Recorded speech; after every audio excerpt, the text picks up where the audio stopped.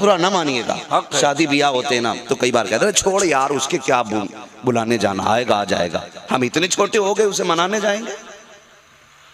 یہ بھی ہوتا، اتنے چھوٹے ہو گئے اس کے دروازے پہ جا کے کھڑے ہوں گے میرے حضور کی زندگی دیکھو، آج تم اپنوں کی خیریت پوچھنے تیار نہیں ہو۔ میرے حضور تو ہر کسی سے اس کی خیریت پوچھا کرتے تھے، ہر غلام کی طبیعت کے بارے میں پوچھا کرتے تھے۔ حضور کی چوکھٹ پہ غلام آ گیا، اللہ اکبر، بڑا غریب غلام، حضور کے بڑے غریب صحابی ہیں، آقا کریم کے دروازے پہ آئے، مصطفیٰ کے قریب آ کے بیٹھ گئے، فرمانے لگے میرے نبی بتاؤ کیا حال ہے؟ عرض کرتے ہیں یا رسول اللہ بس مل جاتی ہے تو شکر کرتا ہوں، نہیں ملتی ہے تو صبر کر لیتا ہوں۔ میرے نبی نے فرمایا اچھا اتنی غربت ہے؟ کہا جی یا رسول اللہ۔ ابھی آقا اس کا درد دل سن رہے تھے، اتنے میں جبریل امین آ جاتے ہیں، آ کے کہتے ہیں یا رسول اللہ جس سے آپ بات کر رہے ہیں نا یہ کل ظہر تک کا مہمان ہے، کل ظہر تک اس کا انتقال ہو جائے گا۔ چشمان نبوت میں آنسو آ گئے۔ میرے نبی نے فرمایا غریب صحابی کا جی یا رسول اللہ تیری کوئی ایسی خواہش بھی ہے جو زندگی میں پوری نہ ہو سکی ہو؟ اس نے رو کے کہا تھا یا رسول اللہ دو تمنائیں ہیں میری جو آج تک پوری نہ ہو سکی، اور سننا یار جو اسٹینڈنگ میں آ کے کھانے پہ آگ لگایا کرتے ہیں، عیاشیوں میں بدماشیوں میں پیسوں میں آگ لگایا کرتے ہیں،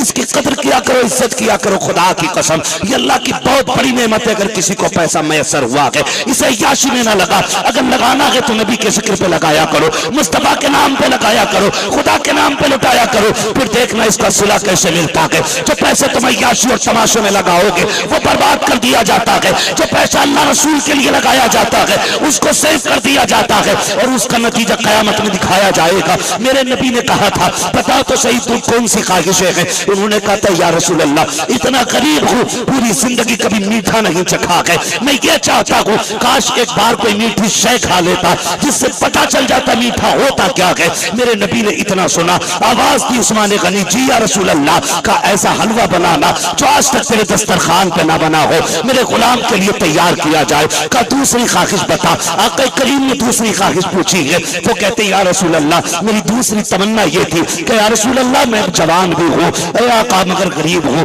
میری تمنا یہ ہے کاش میرا نکاح ہوتا، میرے گھر کے اندر ایک میری بیوی ہوتی، جب دنیا سو جاتی رات کو وہ بھی مصلی بچھاتی، میں بھی مصلی بچھاتا، وہ بھی رب کو مناتی، میں بھی رب کو منایا کرتا۔ اتنا سننا تھا۔ آقا فرماتے نکاح کیوں نہیں کیا؟ کہتے یا رسول اللہ غریب ہوں اس لیے کوئی توجہ نہیں کرتا ہے، آقا غربت کی وجہ سے کوئی بیٹی دینے تیار نہیں ہے۔ میرے نبی نے کہا تھا کیا کوئی خاندان میں بیٹی نہیں ہے؟ کہتے یا رسول اللہ میرے چچا کی بیٹی ضرور ہے لیکن غربت کی وجہ سے وہ بھی توجہ نہیں کرتے ہیں۔ آقا کریم نے ان کے چچا کو بلایا، فرمایا سنو میں نے تمہاری بیٹی کا رشتہ اپنے اس غریب صحابی کے ساتھ طے کر دیا ہے۔ اللہ اکبر، سوچو تو صحیح کتنا غریب صحابی ہے جسے کوئی نہیں دیکھ رہا ہے، اگر مصطفیٰ کہہ دے رہے ہیں کہ اس کے ساتھ تمہاری بیٹی کا رشتہ کیا ہے تو باپ کی ہمت نہیں ہے۔ وہ جانتے تھے مال پہ بھی حضور کا حق ہے، ہماری جان پہ بھی حضور کا حق ہے۔ وہ یہ نہیں تھے جو اپنے رنگ دیکھتے، وہ اگر رنگ دیکھتے تھے تو مصطفیٰ جان رحمت کے چہرے کے رنگ دیکھا کرتے تھے، ان کی رضا دیکھا کرتے تھے۔ آقا کریم نے فرمایا تھا میں نے تمہاری بیٹی کا رشتہ اپنے اس غریب صحابی کے ساتھ کر دیا ہے۔ آقا نے فرمایا سنو آج شام سے پہلے پہلے نکاح ہونا ہے۔ اللہ اکبر، آقا جانتے ہیں کہ یہ کل دوپہر تک انتقال کر جائے گا، لیکن دو تمنائیں پوری مصطفیٰ کر رکھے ہیں، ایک تو حلوے کی تمنا، دوسری یہ ہے کہ نکاح کی تمنا۔ آقا کریم کے کہنے پہ نکاح ہو جاتا ہے۔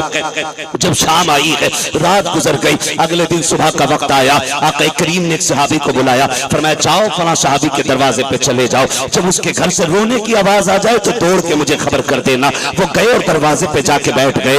دوپہر ہو گیا کہ ظہر کا وقت ہو گیا، پھر ظہر تک لوٹے واپس۔ میرے نبی نے فرمایا تھا کیا ہوا کوئی پتہ چلا؟ کہتے یا رسول اللہ ظہر ہو گئی ہے کسی کے رونے کی آواز نہیں آئی ہے۔ فرمایا جاؤ پھر جا کے بیٹھ جاؤ، پھر جا کے بیٹھ جاتے ہیں۔ عصر ہو گئی، جب عصر میں آئے میرے نبی نے فرمایا بتاؤ کوئی رویا کہ نہیں رویا؟ کہتے یا رسول اللہ اس گھر سے تو ہنسی کی آوازیں آ رہی ہیں، کوئی رویا نہیں ہے۔ اتنا سننا تھا سرکار سجدے میں چلے گئے، کہتے مالک بتا تو صحیح کل تیرا جبریل آیا تھا، اس نے بتایا تھا یہ کل ظہر تک کا مہمان ہے، میرے مالک عصر ہو گئی ہے ابھی تک اس کا انتقال نہیں ہوا، جبریل تو جھوٹ نہیں بولے گا، تیرے فیصلے بھی حق ہوتے ہیں، اے مالک بتا تو صحیح یہ مرا کیوں نہیں ہے؟ اتنے میں رب نے فرمایا محبوب پوچھنا چاہتے ہو تو سنو بات یہ ہے اس کی زندگی تو کل ظہر تک ہی تھی، لیکن اس نے زندگی میں پہلی مرتبہ حلوہ دیکھا تھا، اور نکاح کے بعد میاں بیوی بعد نماز مغرب دسترخوان پر بیٹھے ہوئے تھے، آگے رکھا ہوا تھا حلوہ، شوہر یہ چاہتا تھا زندگی میں پہلی بار ملا کے آج پیٹ بھر کے کھایا جائے گا، پوری زندگی کی تمنا پوری کی جائے گی۔ اللہ اکبر، رب فرماتا ہے اے محبوب جب حلوہ آگے آیا اتنے میں دروازے پہ سائل آ گیا تھا، اس نے کہا ہے کوئی جو خدا کے نام پہ کچھ دے دے، کہ اس کے دسترخوان پہ صرف حلوہ رکھا ہوا تھا، وہ بھی وہ جس کی تمنا پوری زندگی کرتا رہا۔ جب میرا نام اس کے کانوں سے ٹکرایا، اس نے بیوی کا چہرہ دیکھا، کہنے لگا شریک حیات، جس خدا نے تیرے جیسی بیوی میرے دامن میں ڈال دی ہے، اب اس کے سوا کیا چاہیے؟ اس رب کے نام پہ سوال ہو رہا ہے، میں یہ چاہتا ہوں یہ حلوہ اس کے حوالے کر دوں۔ بیوی نے مسکرا کے اجازت دے دی۔ رب کہتا ہے محبوب جب یہ حلوہ اپنے آگے سے اٹھا کر کے فقیر کے ہاتھ میں دیتا ہے، اس نے ہاتھ اٹھا کے کہا تھا یا اللہ اس کے گھر کی خوشیاں سلامت رکھنا، اس کے گھر کی خوشیاں سلامت رکھنا۔ کہا زندگی تو زوال تک تھی لیکن اس کی دعا کے صدقے میں اے مصطفیٰ میں نے تقدیر بدل دی اور اس کی موت کو زندگی میں تبدیل فرما دی۔ تکبیر، نعرہ رسالہ، مفتی عمار صاحب قبلہ۔ کوئی کسی بھی پیر کا مرید ہے، مسئلہ اپنی جگہ ہے بھائی، میں الحمدللہ تاج الشریعہ کا مرید ہوں، لیکن یہ سبق ہمیں بریلی سے ہی ملا ہے، کیسے آقاؤں کا بندہ ہوں رضا، بول بالے میری سرکاروں کے، سبحان اللہ۔ ہاں، جو سیدوں کا بے ادب ہوگا وہ بریلوی ہو ہی نہیں سکتا ہے، کیا بات ہے، بے شک یہ کنفرم ہے۔ جو سیدوں کا گستاخ ہوگا وہ بریلوی نہیں ہو ہی نہیں سکتا ہے، کیونکہ اعلیٰ حضرت نے کیل ٹھوک دی۔ اور کیا کہا تھا؟ کہتے تیری نسل پاک میں ہے بچہ بچہ نور کا، تو ہے عین نور تیرا سب گھرانہ نور، سب گھرانہ نور کا۔ تو اس گھرانے سے تعلق رکھنے والی شخصیت اور ذات حضور سید ملت کی ذات، کتنے سیدھے لوگ ہیں۔ ایک دن میں خود سوچ کے ہنس رہا تھا، ایک دن حضور تائید ملت کے ساتھ سفر کا شرف ملا، حضرت فرمانے لگے مولانا میری گاڑی میں بیٹھ جائیے، میں بیٹھ گیا۔ تو سادگی دیکھیے آپ، بہت غور سے سننا، سادگی دیکھیے۔